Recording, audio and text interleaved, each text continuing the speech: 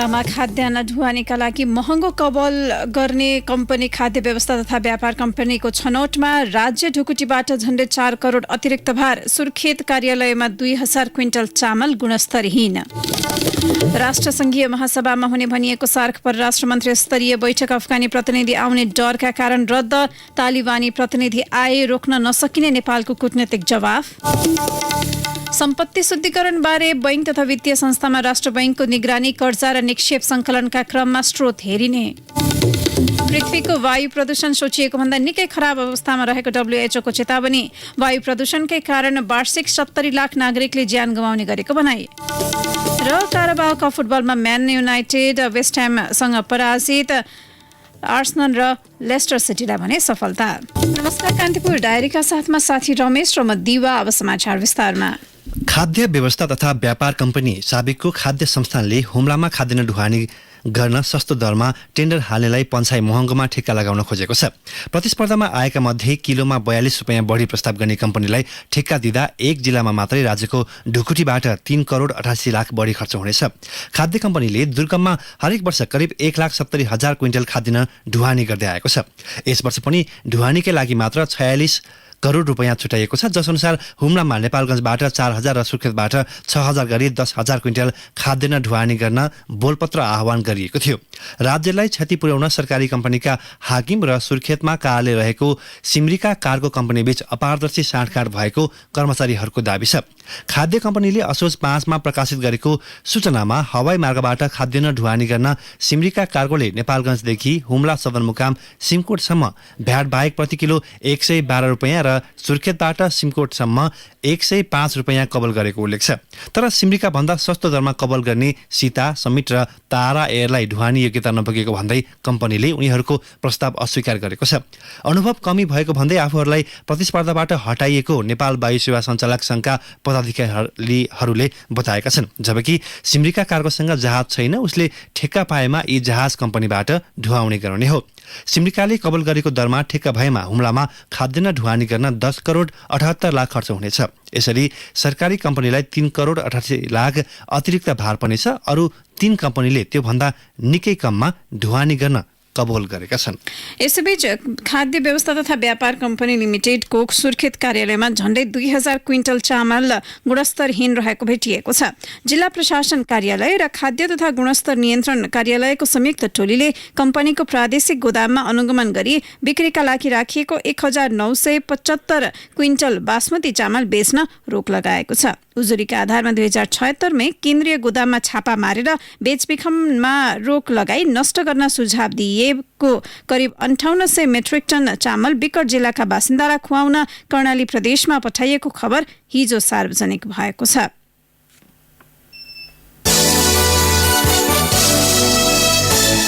अमेरिकाको न्युयोर्कमा जारी संयुक्त राष्ट्रसङ्घ युएनको 76औं महासभाका क्रममा हुने भनिएको सार्क परराष्ट्र मन्त्री स्तरीय अनौपचारिक साइडलाइन बैठक रद्द भएको छ।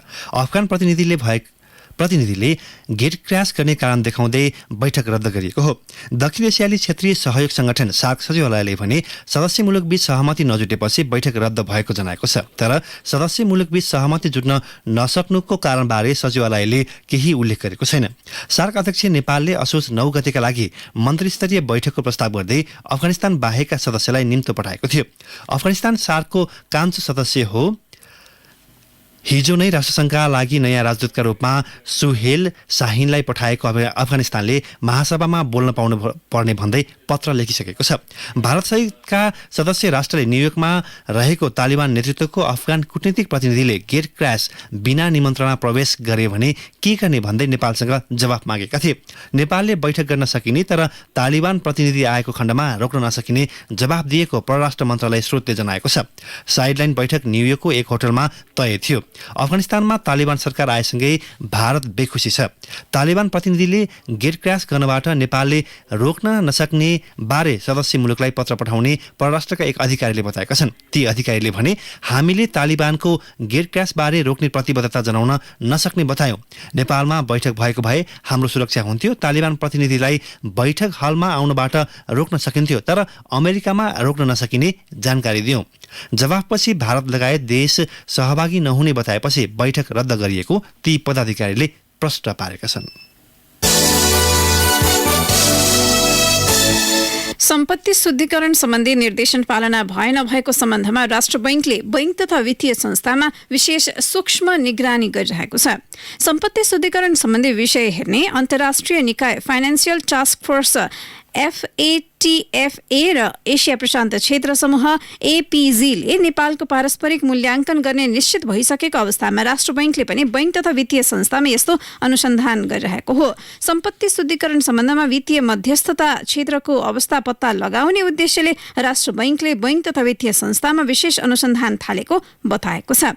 यसका लागि राष्ट्र बैंकमा सम्बन्धित सुपरिवेक्षण विभागमा छुट्टै युनिट खडा गरेर स्थलगत रूपमा बैंक तथा वित्तीय संस्थाको अनुसन्धान भइरहेको हो। हाल वाणिज्य बैंक तथा वित्तीय संस्थामा यस्तो प्रकारको सुपरिवेक्षण भइरहेको छ। राष्ट्र बैंकले गत आर्थिक वर्षदेखि सुपरिवेक्षणको तयारी गरे पनि कोरोना महामारीका कारण सुरु हुन सकेको थिएन। कोरोनाको दोस्रो लहरमा जारी निषेधाज्ञा खुकुलो भएसँगै राष्ट्र बैंकले यस्तो सुपरिवेक्षण थालेको हो। कान्तिपुर डायरीमा अब ब्रेकको पालो। पछि कान्तिपुर डायरीमा अब कान्तिपुर सविस्तारको पालो। कान्तिपुर सविस्तार। नेपालको संसदीय इतिहासलाई हेर्दा प्रतिपक्षी दलको अवरोध र संसदभित्र पटक पटक अमर्यादित घटना हुने गरेका छन्। पछिल्लो पटक विपक्षी एमाले आफ्ना पार्टी विभाजनमा सभामुख अग्नि सापकोटाले सहयोगीको भूमिका खेलेको आरोपसहित संसदमा अवरोध गर्दै आएको छ।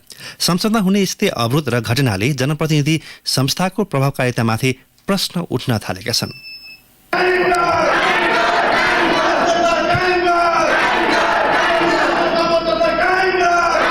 केही महिना अघिसम्म झण्डै 2/3 सरकारको नेतृत्व गरेको एमाले अहिले प्रतिपक्षमा छ र प्रतिनिधि सभाका पछिल्ला बैठकमा यसरी नै संसदमा अवरोध गरिरहेको छ।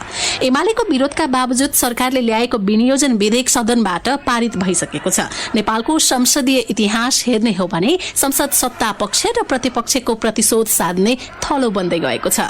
प्रतिनिधि सभाका पूर्व महासचिव सूर्य किरण गुरुङ संसदमा पछिल्लो समय सत्ता पक्ष र प्रतिपक्षले देखाएको व्यवहार संसदीय अभ्यास विपरीत भएको बताउँछन्। सभामुखले चाहिँ सुस्तान टास्क गरिदिएन भनेर विरोध गर्ने, त्यसपछि अदालत पनि जाने, संसद पनि अवरुद्ध गर्ने, यस्तो प्रकारको चाहिँ भनौँ नि हरकत त कहिले पनि भएको थियो। केपी ओलीलाई उनीहरूले किन विरोध गर्यो भने अध्यादेशले चाहिँ देश चलाउन खोज्यो, सरकार चलाउन खोज्यो भनेर होइन। आफू सत्तामा आएपछि जुन कुरोको विरोध गरेको थियो त्यही कुरोको अनुसरण भइरहेको छ। अहिले दुवै पक्षको चाहिँ काम कारवाही ठिक भएन। 6 दशक लामो संसदीय इतिहास हेर्दा प्रतिपक्षको अवरोध, तोडफोड र मारपिटका घटना नेपालको सन्दर्भमा नौलो लाग्दैनन्। 2046 सालको परिवर्तनपछि निर्वाचित भएका प्रतिनिधि सभाका कैयौं बैठकमा झडप, माइक फोड्ने, कुर्सी टेबल भाँच्ने मात्र नभई सभामुख उपसभामुखमाथि हुने गरेका दुर्व्यवहारका घटनालाई स्मरण गर्ने गरिएको छ। त्यस्तै एमालेले तत्कालीन समयमा 58 दिनसम्म संसद अवरुद्ध गरेको नमिठो घटनाको साक्षी नेपालको संसद भएको छ। त्यति मात्र होइन, संविधान सभा गठन भए पश्चात व्यवस्थापिका संसदमै पनि बजेट ल्याउने दिन त्यति बेलाको प्रतिपक्षी एमालेले अर्थमन्त्रीको सुटकेस फोरेको घटना संसदीय इतिहासमा दर्ज भएका छन्। यी र यस्तै घटनाले संसदको मर्यादा र प्रभावकारितामाथि बारम्बार प्रश्न उठ्ने गरेका छन्। प्रतिपक्षको आक्रामक शैली र सत्ता पक्षको व्यवस्थाका कारण संसदमा गलत नजिर बस्दै गएको छ। संसदका पूर्व सचिव मुकुन्द शर्मा भन्छन्, ऐन नियमहरू बन्न नसकेको कारणले गर्दा सम्पूर्ण कामहरू ठप्प भएको छ। त्यो कामहरू ठप्प भइसकेपछि देश चाहिँ विकास निर्माणकै कुरामा पनि धेरै वर्ष पछाडि पुगिसक्यो। अहिले हेर्दाखेरि 1 दिन 2 दिन 5 दिन संसद अझै चाहिँ अवरोध रह्यो या प्रतिपक्ष र सत्ता पक्षको बीचमा चाहिँ राम्रोसँग सम्बन्ध रहन सकेन भन्ने चाहिँ तत्काल देखिएको हो। त्यसको लङ टर्म इफेक्ट भनेको त सुशासनको लागि सबभन्दा ठुलो घातक हुने हो। संसदीय व्यवस्था भनेको के हो भने राजनीतिक दलका बीचमा समाजोग सम्बन्ध रहनु पर्यो। पछिल्लो पटक प्रतिपक्षी एमालेका सांसदहरूले आफ्नो पार्टीले कारबाही गरेका 14 सांसदको सूची बेलैमा सार्वजनिक नगरिएको भन्दै सभामुखकै विरोधमा संसदमा नाराबाजी र अवरोध गर्दै आएको छ। आफ्ना माग पूरा नभएसम्म कुनै पनि हालतमा सदन चल्न नदिने एमालेको अडान छ। एमाले सचेतक शान्ता चौधरीले भनेन्, यो मुद्दा लिएर ओलमा पुगेका छौं। अब त्यहाँबाट फर्किने कुरा त हुँदैन। तत्कालको लागि हाम्रो त त्यही हो कि सूचना कहाँ कि भने सभामुखले मार्ग प्रशस्त गर्नु भन्ने नै हो। एमालेले मुख्य तारो बनाएर सभामुखको भूमिकालाई लिएर सदन भित्रै मुर्दाबादका नारा लगाइरहँदा सत्ता पक्षले पेलेरै बजेट पारित गर्यो, जसले गर्दा संसद भित्र देखिएको विवाद अन्त्य हुनुको साटो झनै बढाएको छ। सदनको गतिरोध अन्त्यका लागि ठोस पहल नभएको भन्दै गर्दै सभामुख र सत्ता पक्षको आलोचना भइरहेका छन्। तर सभामुख अग्नि सापकोटाले हालै रेडियो कान्तिपुर संघको एक अन्तर्वार्तामा संसद भित्रको विवाद मिलाउन आफूले हर सम्भव प्रयास जारी राखेको बताए। लामो संसदीय अभ्यासबाट चाहिँ खारिनु भएको छ, अनुभव हासिल गर्नुभएको छ। देशको संविधान, नियम, कानून उहाँहरूलाई भरपूर जानकारी छ। मान्य सदस्यहरूलाई त मैले चाहिँ बार बार बोलाएर कुराकानी गरिरहेको छु र फेरि पनि चाहिँ अबै पनि म एक पक्ष, दुई पक्ष, सर्वपक्ष, फेरि कार्यव्यवस्था परामर्श समितिको पनि बैठक राखेर म अगाडि बढ्न तयार छु। सत्ता पक्षले संसद अधिवेशन अन्त्य गरेर अध्यादेश ल्याउने प्रवृत्ति मौलाएको छ भने पछिल्लो समयमा 2 पटक हठात विघटन हुने नियति संसदले बेहोरेको छ। सर्वोच्च अदालतको आदेशपछि संसद पुनर्स्थापना भए पनि यसको प्रभावकारितालाई लिएर बहसको थालनी भएको छ। त्यसैले संसदमा उत्पन्न टकराव अन्त्यका लागि मध्यमार्गी विकल्पबाट समाधान गर्नुपर्ने विज्ञहरूको मत छ। संसदीय व्यवस्थामा गलत नजिर स्थापना हुन नदिन सबै पक्ष सचेत हुनुपर्ने उनीहरूको सुझाव छ। संसदका पूर्व महासचिव गुरुङ भन्छन्, सभामुखले बोलायो भने चाहिँ भनौँ नि, जुन मुख्य प्रतिपक्ष हो उनीहरू चाहिँ जाँदैनन् त्यहाँ। किन भन्दाखेरि अब उनीहरू त सभामुखकै काम कारवाहीहरू चाहिँ प्रश्न उठाइरहेछन् होइन। त्यसले गर्दाखेरि नेपाल सरकारको पक्षबाट चाहिँ यो काम कारवाहीलाई चाहिँ एउटा उचित निष्कर्षमा पुर्याउनलाई छलफल वार्ता हुनु पर्यो। प्रतिनिधि सभामा अहिले संविधान कार्यान्वयनसँग जोडिएका र राष्ट्रिय महत्वका दर्जनौं विधेयक अलपत्र छन्। यो अवस्थामा दलहरूको कुण्ठा र असन्तुष्टि अनि प्रतिशोधपूर्ण राजनीतिले जननिर्वाचित संसदमाथि प्रहार हुने क्रमले निरन्तरता पाएका छन्, जसले गर्दा राजनीतिक स्थायित्व र अहिलेको व्यवस्थामा थप जोखिम निम्त्याउन सक्ने ठानिएको छ। रेडियो कान्तिपुरका लागि इन्द्रलक्ष्मी घिमिरे। कान्तिपुर सविस्तार। यसअघि प्रसारित समाचारमा तत्कालीन माओवादी केन्द्रले ब्रिफकेस फुटाएको हुनुपर्नेमा अन्यथा भएकोमा सच्याइएको छ।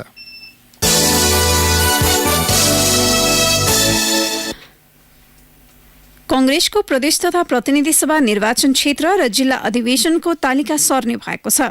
13 जिल्लाका क्रियाशील सदस्यता विवाद नसुल्झिँदा अधिवेशनको तालिका प्रभावित भएको छ। पार्टी पदाधिकारीको हिजो बसेको बैठकमा 13 जिल्लाको क्रियाशील सदस्यता विवाद मिलाएर वडा, गाउँ र नगरको अधिवेशन असोज 20 सम्म गर्ने समझदारी बनेको छ। भदौ 18 मा वडा अधिवेशन सुरु गरी महाधिवेशनको प्रक्रिया अघि बढाइएपछि सदस्यताका विवादले 2 पटक तालिका प्रभावित भएको छ। दोस्रो पटक ल्याइएको तालिका अनुसार असोज 5 सम्म सबै जिल्लाका वडा अधिवेशन सम्पन्न गर्नुपर्ने थियो।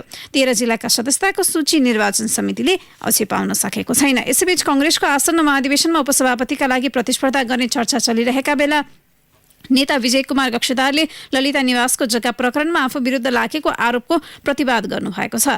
अख्तियार दुरुपयोग अनुसन्धान आयोगले ललिता निवासको प्रकरणमा आरोपित करार गर्दै गक्षदार विरुद्ध भ्रष्टाचार मुद्दा दर्ता थियो। भ्रष्टाचार मुद्दा दायर भएदेखि उहाँको संसद पद निलम्बनमा छ। आसन्न महाधिवेशनमा उम्मेद्वार घोषणाहरू भइरहेका बेला गक्षदारले हिजो पत्रकार सम्मेलन मार्फत ललिता निवास प्रकरणमा आफू निर्दोष हुँदाहुँदै अख्तियारले फसाएको दावी गर्दै कार्यकर्ताको मन जित्न खोज्नु भएको छ।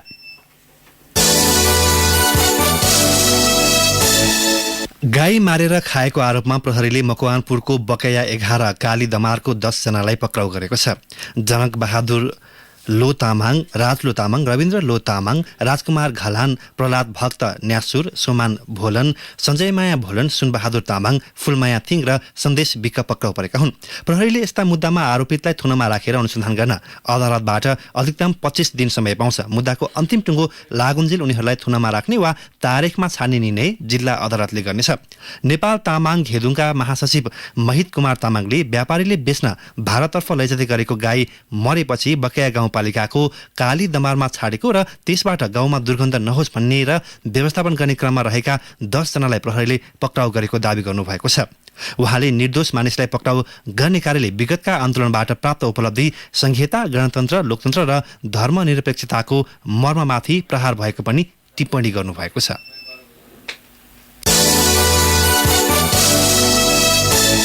मन्त्री परिषद विस्तारमा ढिलाइ भइरहेका बेला सरकार गठनको 72 दिनपछि मुलुकले नयाँ परराष्ट्र मन्त्री पाएको छ। नवनियुक्त परराष्ट्र मन्त्री डाक्टर नारायण खड्काले राष्ट्रपतिबाट हिजो शपथ ग्रहण गरी कार्यभार समेत सम्हाल्नुभयो।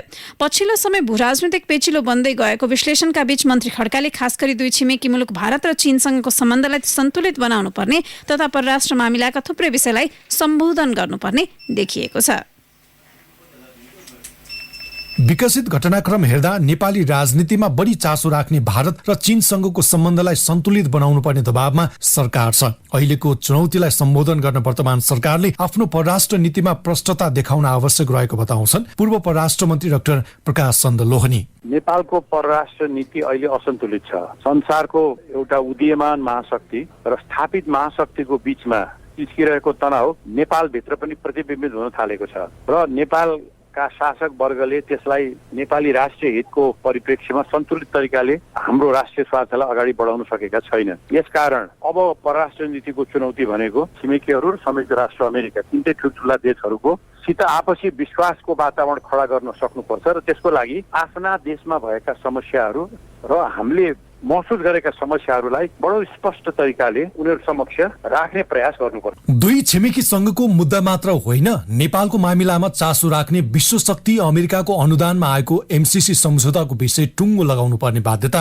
वर्तमान सरकारलाई परेको छ। सम्झौता अनुमोदनमा भएको ढिलाइले अमेरिकासँगको सम्बन्धमा आउन सक्ने जोखिमलाई धेरैले सरकारको कूटनीतिक कुशलतासँग जोडेर हेर्ने गरेका छन्। परराष्ट्र मामिलाका जानकार डाक्टर जनार्दन आचार्य गठबन्धन सरकारलाई यस्तै खालका थुप्रै चुनौती रहेको बताउँछन्। अब अमेरिकासित एमसीसी को कारणले बिग्रिँदै गएको एउटा समझदारी, पुराना जति पनि थाँती रहेका हाम्रा सीमावर्ती इस्युहरू भारतसित यथावतै छन्। त्यसले गर्दा चीनसित पनि अहिले सीमाका विवादका केही कुराहरू जानी ल्यायो अथवा कहीँ लिकेजहरू हुन सक्छन् त्यसको बारेमा। तर अनुदानको रूपमा बाहिरबाट आउने पैसाहरूको अवस्था, सरकारलाई कसरी यो सञ्चालन गर्ने एउटा चुनौती देशभित्र यिनी छँदैछन् भन्दै संयुक्त राष्ट्रसँग पनि यिनीहरूले कसरी प्रतिनिधित्व गर्छन्, कसरी बोल्छन्, कसरी आफ्नो इज्जतलाई र प्रतिष्ठालाई बचाइराख्छन्, यिनी छँदैछन्। कूटनीतिक मामिला र भू राजनीतिका थुप्रै मुद्दा समाधान गर्नुपर्ने दायित्वका बीचमा परराष्ट्र मन्त्री बनेका खड्काले आफू छिमेकी मुलुक संघको सम्बन्धलाई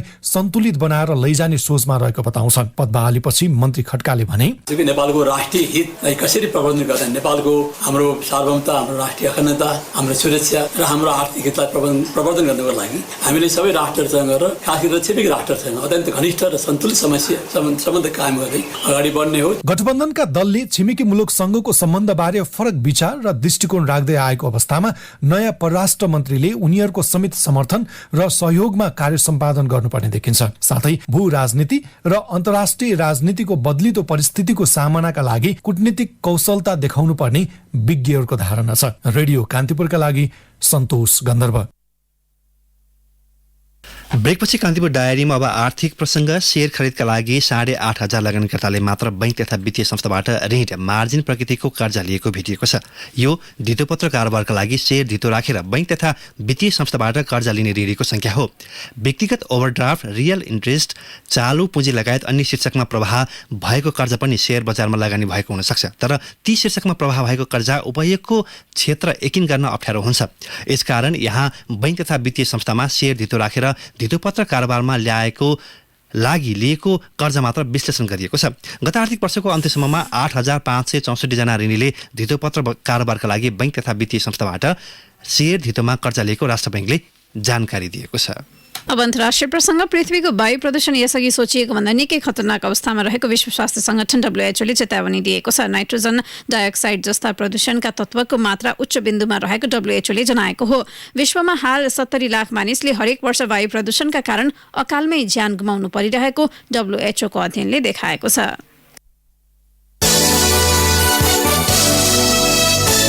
अब खेल प्रसङ्ग। काराबाओ कप फुटबलको पछिल्लो खेलमा म्यान्चेस्टर युनाइटेड पराजित भएको छ। वेस्ट हाम युनाइटेडले म्यान युनाइटेडलाई 1-0 हराएको हो। मानुअल लाजिनीले वेस्ट हाम युनाइटेडका लागि खेलको सुरुवाती 9 मिनटमा